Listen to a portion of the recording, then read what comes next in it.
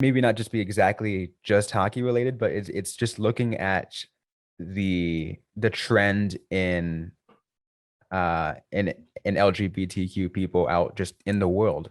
It's become so much more prevalent to people to be a lot more open about themselves and who they are, that I think a lot more people are going to realize that. So in hockey, we'll eventually see that. We'll eventually see more. We'll eventually see an openly gay person in the NHL. Hi, Robbie. How's it going? Not too bad. It's just another morning. Yeah, you having a good morning? Yeah. I mean, I woke up like 10 minutes ago, so I love that. I'm jealous. Robbie, why don't you tell everyone who you are? yeah. So just a like I mean a basic background. I'm just a sports writer based in Tucson, Arizona. I've been living in Arizona for 6 years. Born and raised in the Bay Area, California, and I'm been a huge hockey fan since.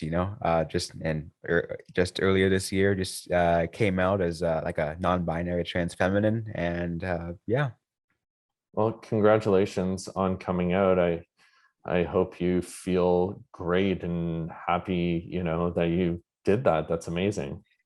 Yeah, like what I tell people, it was a huge like it was like a ginormous weight off my shoulders, because it was something that's been bothering me for years and years and years. And it just feels so much better. Well, I'm so thrilled for you. Robbie, how did you get into hockey? So like I said, so I grew up in my family. We're a family of huge sports fans. And being born and raised in the Bay Area, the San Jose Sharks were the team that we'd follow. And Yeah. they were only 15 minutes away from our house, so we'd go to a few games every now and then. And after my first game, I was hooked. I became a huge Sharks fan, and I just started talking about the San Jose Sharks with my friends in school. And we just we would just always make a club, like a little mini club out of it. It was like, yeah, let's start talking about hockey. And for me, it just ended up becoming more than just talking about the Sharks. He started like going really into hockey. Started following my high school's hockey team. Started becoming once I started getting into journalism, I'm like, maybe I'll cover hockey. And then coming into college, it's like, well, we got the Tucson Roadrunners. I'll cover them, cover the U of A. And then it became a huge passion. From like it was a slow ramp up to become a passion from being a fan, but I loved it.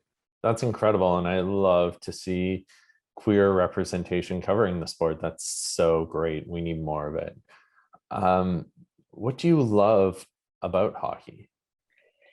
I just love the how fast the game is. Yeah. I've been watching other sports again. I watch all the sports, baseball, football, basketball, but nothing compares to just how fast and just how exciting hockey is. I think the best thing, as I say, is like, especially now, like right now, like I watched the Stanley Cup. Like there was nothing like it. It's one of the most exciting sports you could never watch. And it just really, really gets me excited, and I just love it. That's it's so true. And the sport's getting faster and faster, which I really love. It's becoming more exciting all the time, and it is so quick paced. Like you really have to pay attention or you're gonna miss something. You know what I mean? Yeah, absolutely.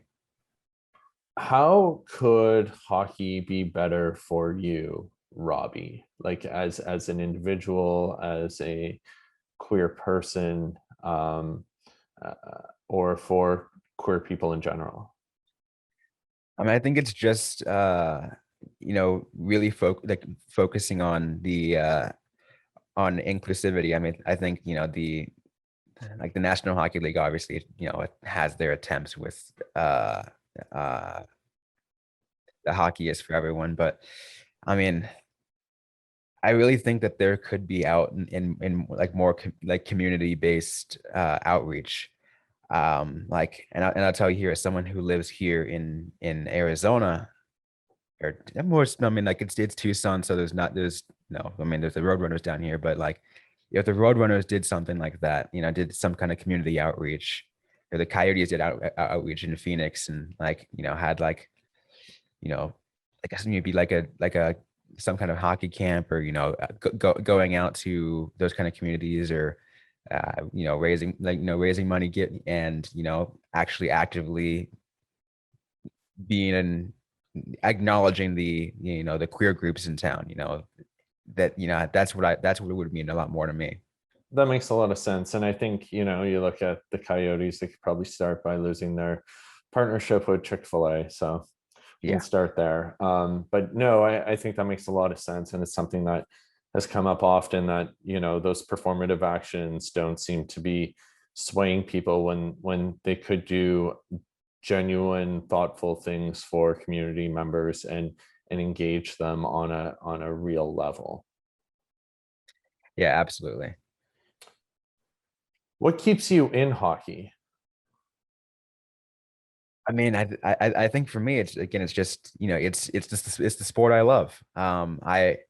For me, it's just every day, like, that I go and, like, for example, I cover the Roadrunners. So, like, this last season, it's like there's something exciting about me walking into the arena, and not just watching the game, but just being around all the other fans, um and just talking to some of the people there. And I think one of the good things is too, is even more recently now, I've had all the colleagues who you know just recently found out about me and how I identified, like, they were all great about it, and they were just like, don't treat me any other differently than, it's like, oh, you're still a great reporter, you're still great at what you do, and that's, I mean, to us, that's what matters. Yes. And I think you're doing something, and there's so many people that are um, out and visible and unapologetically themselves. And that is so critical, because it humanizes issues, and then it's going to shift things.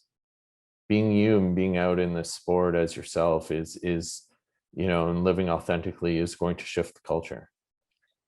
Yeah, and and I'll say this too. Like, I think that's one of the things that because it makes me happy about to be able to do this, especially because, like, previously I thought it's like, oh, there's no way, like, just someone like a trans feminine individual could be like a sports reporter in hockey. Like, that's like, do people really think that that's like, adhering to the quote gender roles?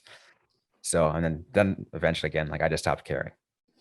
Yeah, and that's ultimately it, right? And now it's about sort of building support from the rest of the community to say, yeah, you can do this and you're great at it, so keep doing it, and we're here and we love you and we support you. And Absolutely. and to see that, everyone around you is